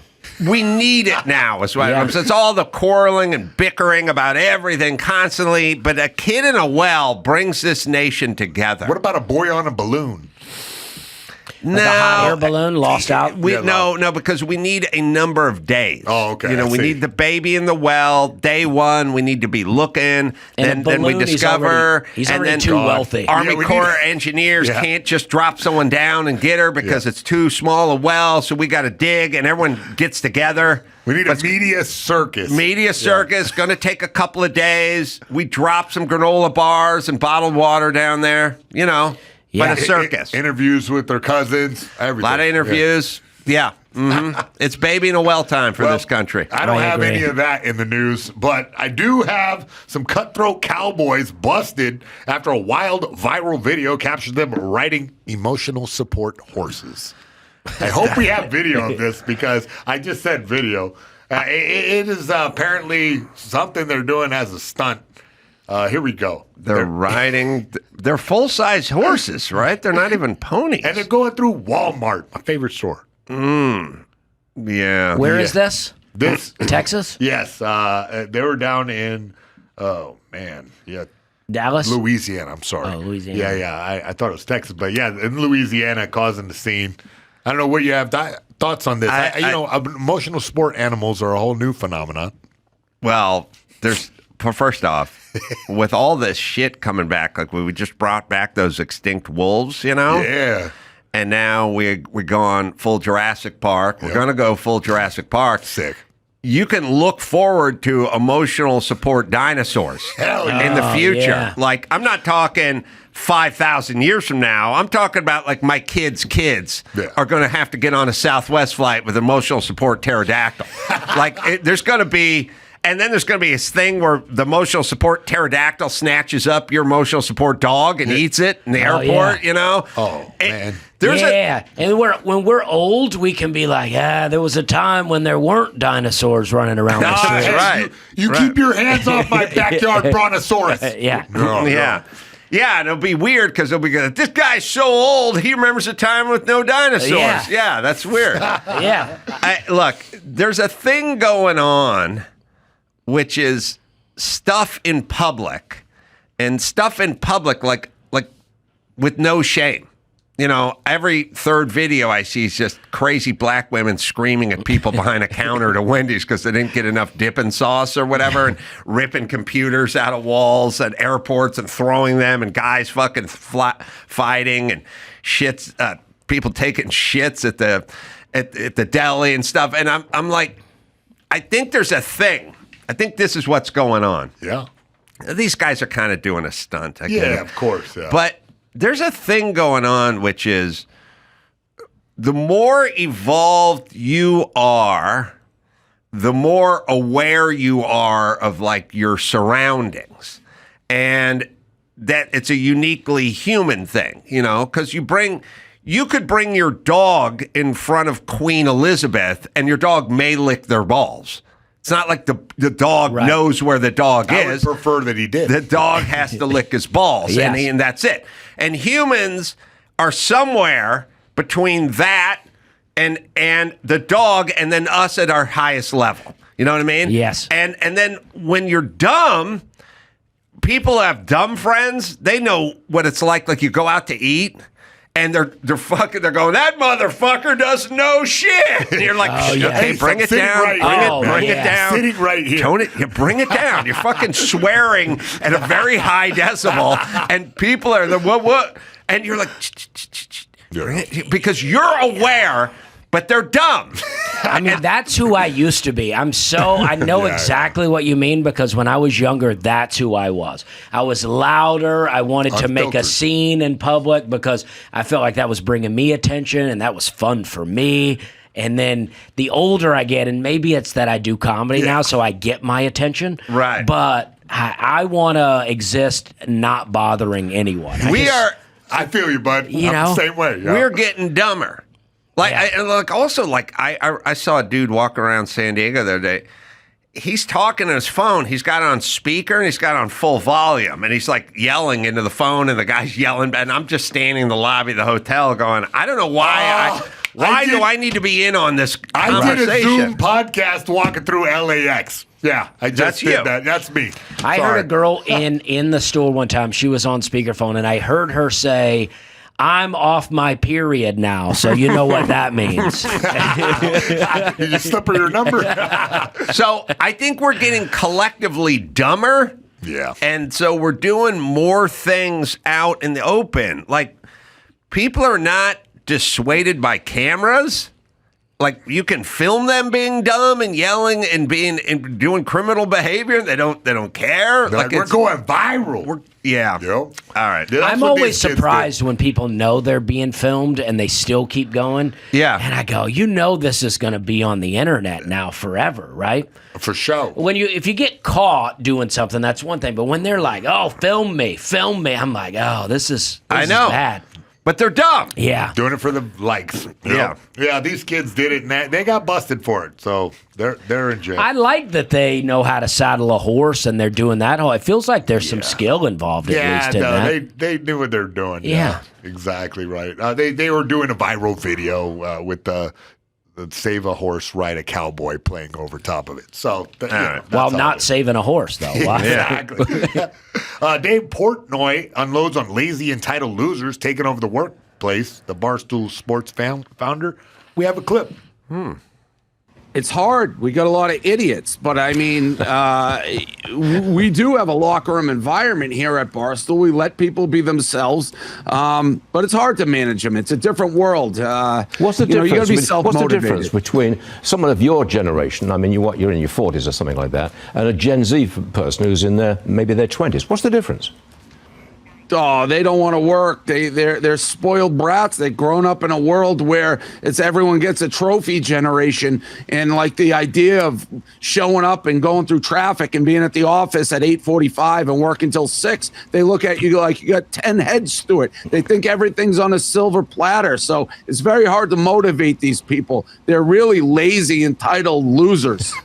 It's funny because they set up the Zoom call and they're standing 4 feet out of frame. That's fucking standing there watching them getting a new asshole torn for them. You're right. Look, young people suck. They don't know how to work. I don't even know what. Listen, there's some balance, and we're out of balance. I think the stories that we told in the last hour were out of balance stories, going through dumpsters and fucking eating garbage and stuff like that. But maybe we've swung it too far the other direction, And like work is, work is kind of two things. It's like one part of work is interest, and do you like what you're doing? Does it bring you satisfaction or pride?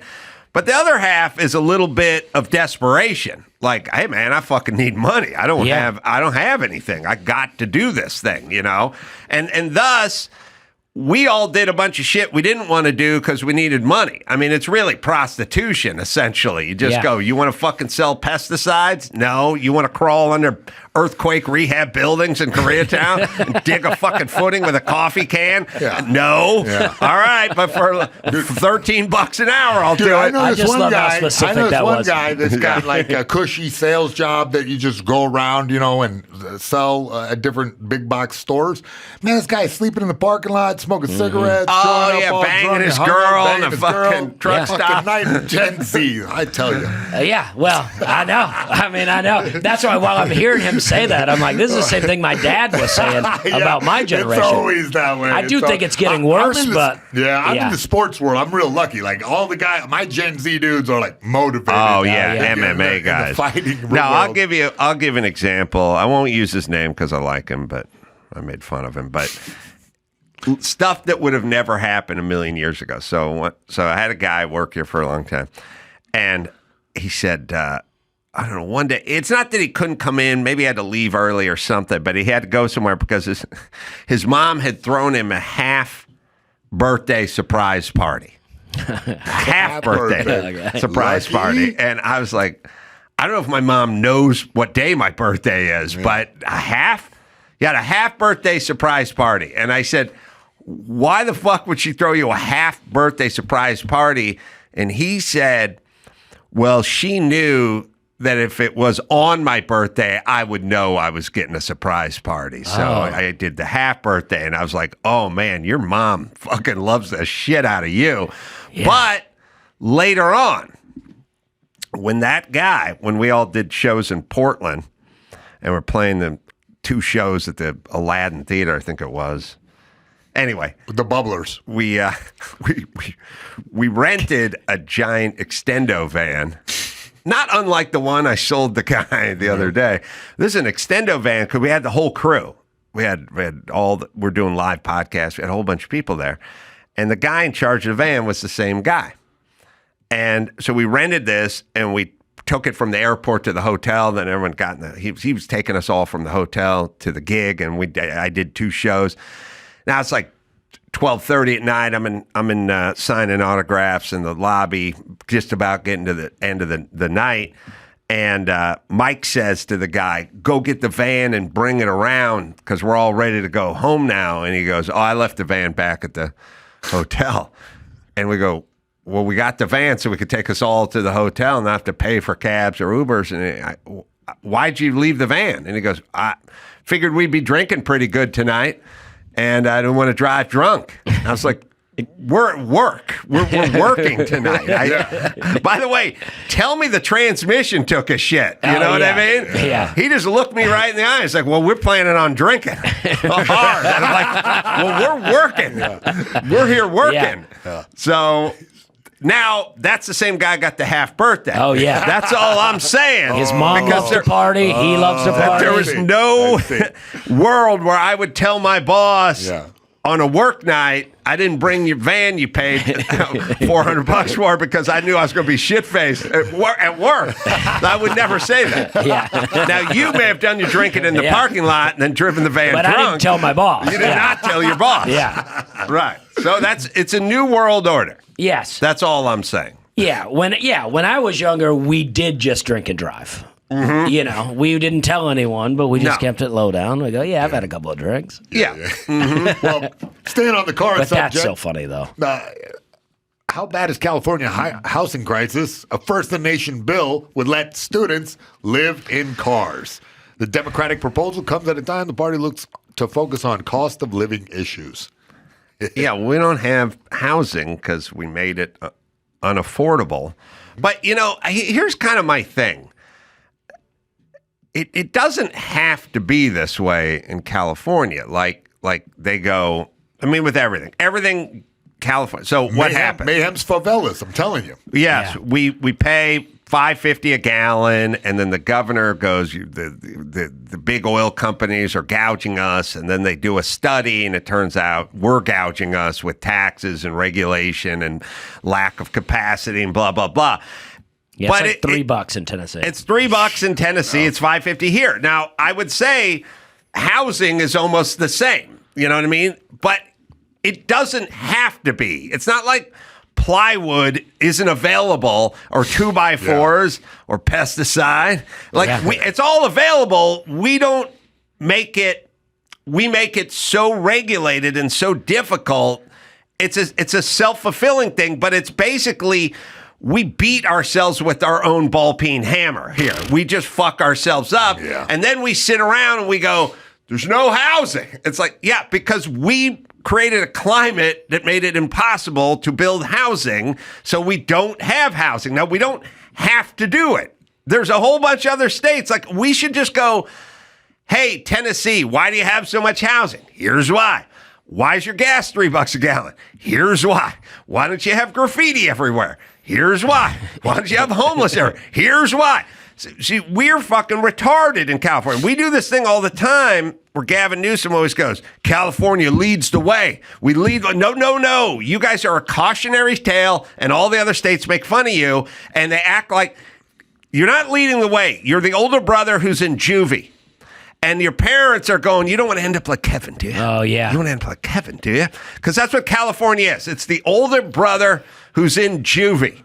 Every third friend of mine had some older brother that was in juvie. And their fucking parents always go, you don't want to end up like Kurt. You want to end up like Kurt? So you know where Kurt is right now. He's pushing a broom in juvie right now.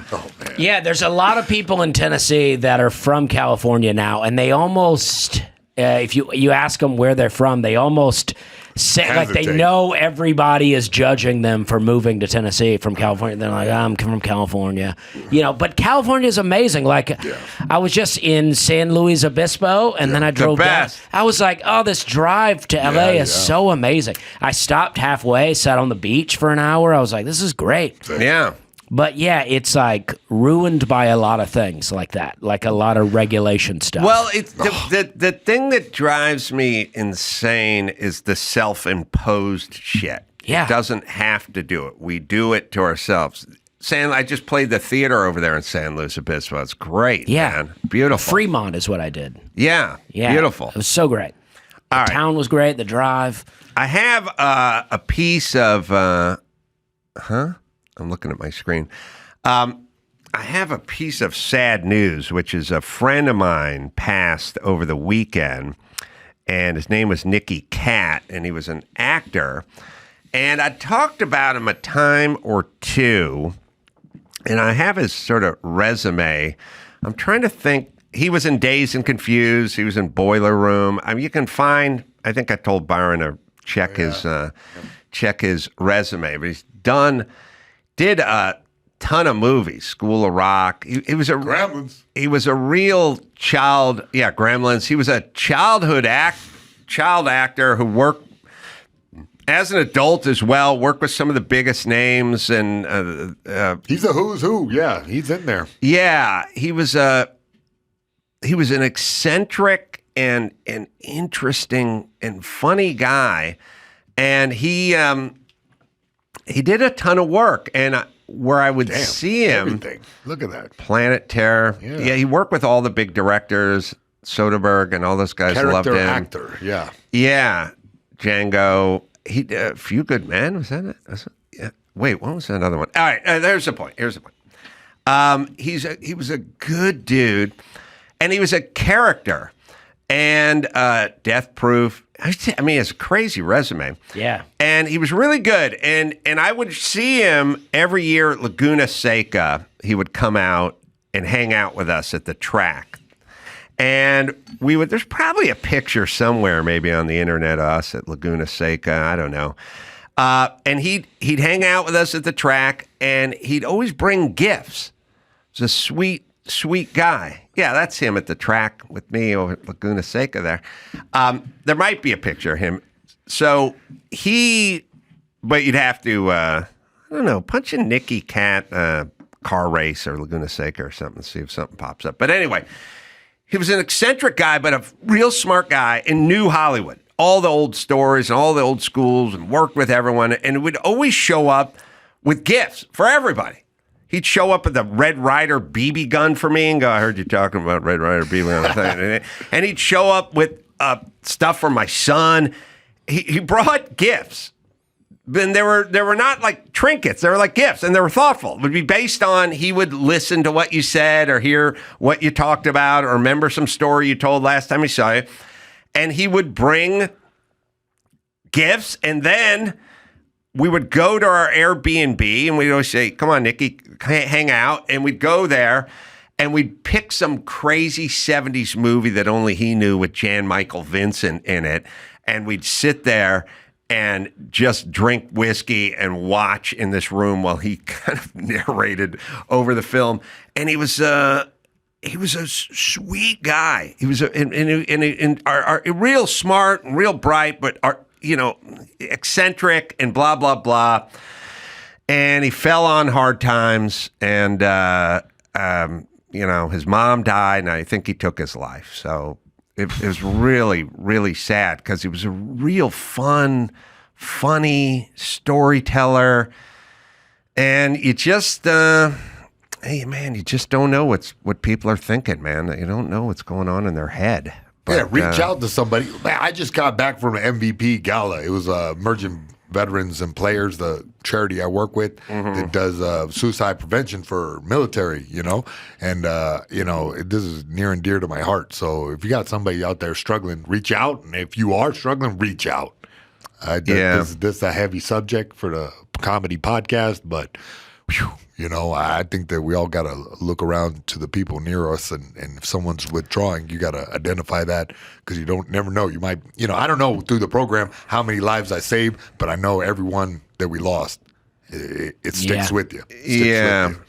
Yeah. Now, you get into that space where, like, they literally, the race people hit me up the other day, and they're like, hey, what car are you entering this year? And, like, get ready, because it's in August. You got to get registered and whatever. And I was thinking, oh, yeah, we'll go up there. Nicky will hang out, have some drinks, and watch I'll figure out some old shitty 70s movie, Damnation Alley or something. We'll watch one of these movies, and he'll be laughing and having a drink and eating some barbecue. And it's like, not this year. Sad. Oh, yeah. Damn. Yeah. It is sad. Yeah, it's sad. I think his mom was kind of his world, and his mom passed, and his mom had some boyfriend and put everything in his name, and he probably could have used the proceeds from a house sale or something like that. Jeez. But ended up without it, and man, got too heavy. Yeah, I mean, what was good is we're sitting there, and I was talking about Chips, the TV show, and he went, oh, I guest starred in an episode of Chips. And I was like, you did? He's like, yep. And I was like, we're watching it right now. And he's like, yes, we are. We fucking got that fucking internet fired up, the smart TV, and 20 minutes later, I was sitting there with a drink in my hand, looking at an 11-year-old Nikki Cat starring in an episode of Chips from 1978. Oh, man. That was awesome. God bless him, man. God bless him. He was a that good is dude. very sad. I mean, to have what I'm not familiar with him, but to have the kind of career that we just saw, and then it ends that way, it's very sad. And then send yourself out. Yeah. No, easy way out. Yeah. Yeah, we'd heard about. I got a text on Saturday that he had passed from my friend Matt, who was his friend, good friend, and tried to help him and hang out the track with us and stuff like that. And honestly, at the beginning, because we've been doing this for a number of years, at the beginning I thought he was kind of a weird dude, and I didn't really want him coming back to the Airbnb and eating our barbecue, but the last few years, I started looking forward to it because he was so funny and he knew so much and he knew all those bad 70s movies and stuff. And, you know, it was fun. And I haven't told my son yet because I think it's going to bum him out because he was really good to my son. And my son, who's known him since he was, 13, he's 18 now, he's kind of an old soul. So Nicky would kind of talk to him about these old movies and directors and guys he worked with, and my son into movies, and he could hear all the old stories. So it was kind of like a mentor thing going on. So I found out on Saturday, and it's always weird because people go, well, you got to go out and do 2 comedy shows tonight. How's that going to work? And I'm like, oh, I'm a sociopath.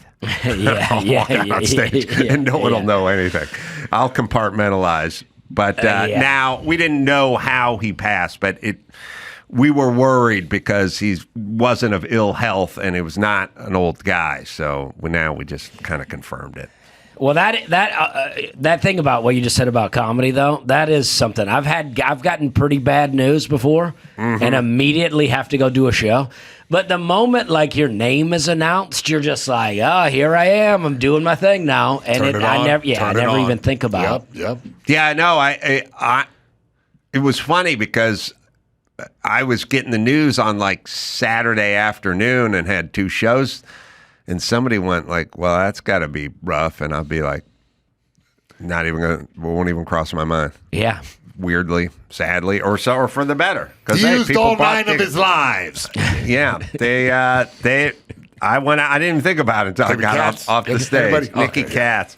Yeah, with 2 T's, though, by the way, not a Z. But anyway, good dude, eccentric, troubled in certain ways, brought a lot to the party, and kind of the last of a breed, like old Hollywood when Hollywood was kind of Hollywood before it got kind of, before we had intimacy coaches on the set, watching people make out, like old, 3 martini lunch, white dude Hollywood.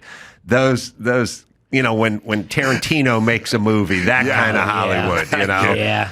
Yeah, like Dan Tana's Hollywood. I don't know what's really going on a movie set. I've never done a movie or even been around, but I know the old Hollywood sounds better. Yeah. And he wasn't that old, but he started when he was 6 years old. So he started like 50 years ago and never left the set. So I don't know when his first, he's doing an episode of Chips as a kid. God, we watched that whole episode. See, you got to start drinking again. I know, I think so. Because it minus the booze, that experience is like a 3.5. But with the booze, it's a 9. Well, that's so much of life. The dude who's on that thing. That is so much of life. It is. I often think, this would be fun if I were drinking. But I'm not drinking, so I'll just go home. Yeah. And I get sad. Like, I think about old stuff all the time. Like, driving down here from SLO, I was seeing these cities, and I was like, these are great, but people are going to find them, and they're going to ruin it. It just seems like every cool place I see, I'm like, when they find it, when the corporations find a way to build some stuff here, they're going to ruin this. Humans tend to do that. Yeah. I was getting up in my head because of Nicky's passing, but I was in Coronado So San Diego, it's separated by a bridge, and San Diego is homeless. People flopped out everywhere, and I had the Saturday, and I was like, I don't want to walk around and step in shit. Yeah. So I'm just going to drive over the bridge and go to Coronado. And when it got to Coronado was bucolic and picturesque, and they were having like some sort of book sales thing on the courtroom thing where everyone was walking around looking at books. And then on the other side, they had like a flower festival, and you could hear a band playing like park music in a gazebo. And you could eat off the sidewalk. There was no graffiti anywhere. Everyone was being totally polite. Every store was beautiful and picturesque. I mean, Coronado, I would do a car race there every year on the naval base, but I didn't go tool around Coronado that much. I showed up, did the race, went back to the Airbnb. I didn't go through Main Street, Coronado. And all I kept saying, and I was thinking about Nikki's gone, and then I was picturing all the homeless people in San Diego, and I was just looking around, and I went, it could be this way. It could be this way. This is doable. Yes. It's a bunch of fucking nice people who have some civic pride. Their lawns look nice. The houses have a fresh coat of paint on them. It's not all about money. It's just like this could be it. People are being nice and courteous to one another. Just being nice and caring about your own space and other people. Right. We could do this as I looked around, but we won't. But it's weird because you go from the homeless situation in San Diego, you literally just drive over a bridge, and 9 minutes later, you're standing in the middle of Mayberry, 1954, and you're like, fuck, I got the Benz. Yeah. Like I needed to stop in Sherman Oaks and decompress a little before I got here. Now everything's nice and clean, and the Truman Show. I'm hearing music coming in from a calliope, and I'm like, why? People are selling their art and stuff. Yeah, and it really is not about money. If people just care about their space. I said, look, everyone does way too much with the money. You go, look, your house, curb appeal. It doesn't really cost any money to keep the front of your house looking good. Now, you got to burn calories, but it doesn't really. Yeah. A gallon of primer costs $26. It's not a financial issue. The issue is you getting on a fucking A-frame ladder and doing your fascia. But it's not the actual primer that cost anything. And you keeping the lawn nice, and you keeping the walkway swept, and that's all just energy. That has nothing to do with finances. The effort exerted shows through. Yeah, just cutting the grass. In my neighborhood, it's like, it's pretty nice, but it's like there are people that live there that never cut their grass. And it's like you're walking by and it looks like that old video game Paperboy where the one house has it's falling apart and the grass is growing. I went to South Philly. I was doing some shows in Philly.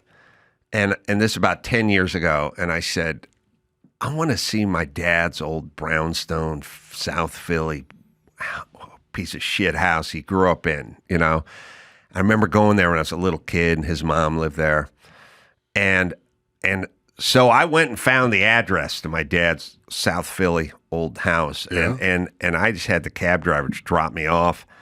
And it's the only time I ever felt sorry for my dad, because my dad, I was like, that guy's lazy, doesn't do anything, But I looked at this place and I looked at the neighborhood and I was like, oh, man, I'd be a bitch growing up here in South Philly. And then I walked and I was like a little nervous because it was a kind of rough neighborhood, but mostly it was trashy. It was like old sofas parked there, garbage everywhere. It was junky. It was garbagey and it's shitty looking. And all I did is at some point as I crossed one street, just one major street, I just crossed at the crosswalk and I got to that side and I stopped and I went, why is it so clean?